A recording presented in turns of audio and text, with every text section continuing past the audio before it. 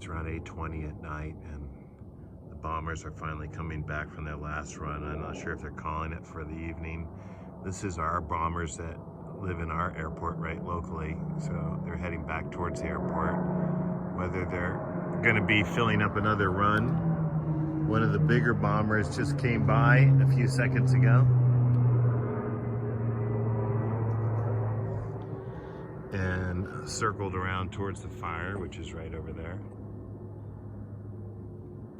The fire is approximately 4 to 9 miles away, mostly traveling parallel to us, and the southerly winds expanding up from the valley kind of stalled out. It's evening, things are cooling off, and the air is cooling and contracting. Now the air is now going from the north east back to the southwest, and that's pushing the fire back on itself, which is stalling the fire. And oh my God, look at, here comes this massive plane. Do you see this? So this huge, oh my God, that thing is so big. It just looks so weird that close to the ground. I guess if you live near an airport, perhaps, you know, this kind of thing is normal for you. By the way, I'm up on the 3rd story of my tower, right up there, way above me.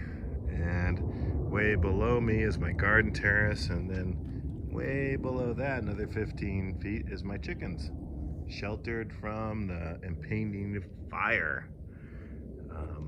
So this is Woodpecker Ravine Canyon, and it's a good channel for strong winds. So if we have strong winds prevailing from the coast, from the west, we're in trouble here. It's going to go right up this gut.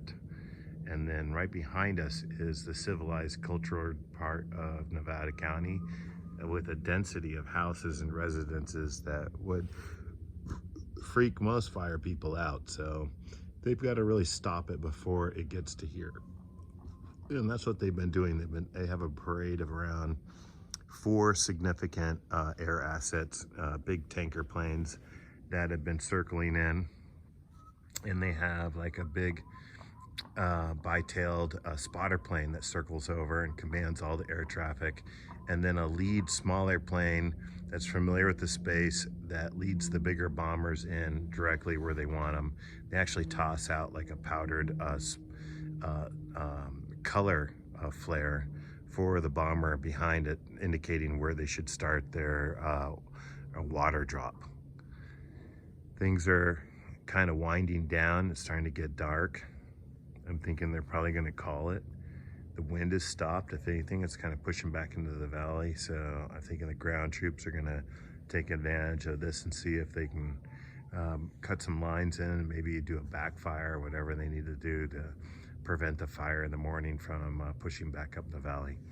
Oh yeah, so down the valley, this is a really long shot for you guys. I'm not sure, zooming in, but coming out off, it looks like planes are right centered in the very center of the plane, and then there's a bigger bomber. Now I can't really tell whether it's flying away from me or towards us, but it looks like it's flying towards us.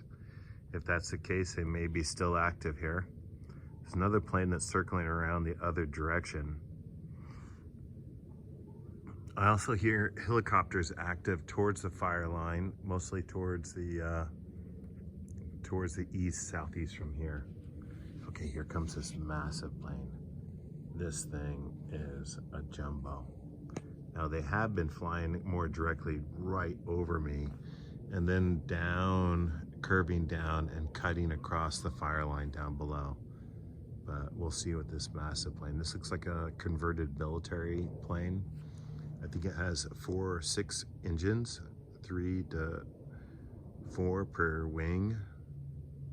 It is huge, and I think they have just these massive water bladders they carry inside of these cargo planes that they use for fighting fires. All right, got a bunch of trees. These fir trees right here, I'm going to zoom back. These fir trees right here are my biggest local liability, but you can see within 60 feet or so, it's all concrete. You know, there's nothing here that's going to burst into fire. So I don't have anything really close that has density that's going to really burn briskly and cause the radiation that'll burn through this stucco house. Usually what fails is the heat will get so intense that the windows will fall out, because you can see these vinyl windows are plastic. So if you have tons of trees right up against your house and those things have a lot of brush underneath them, and the whole thing is going to be a big radiant torch, your windows are going to fucking toast. So a big part of successful integration in this landscape, in my opinion, is really starting with your conditioned space, where your windows are and all that, and then surrounding that with a really sweet hardscape, where you're not going to have that risk of and the level of maintenance needed to keep a fire break back from your house. So we'll see how this space does. This is a 3,500 foot garden terrace over a whole series of passages and domes and a massive atrium underneath this central element here. That's a 12-foot ocular that goes down to a 30-foot dome. You can hear my chickens down there. They're like, "Thank you, Papa, for putting us in here. Now bring us some more treats." All right, Woodpecker Ravine signing off.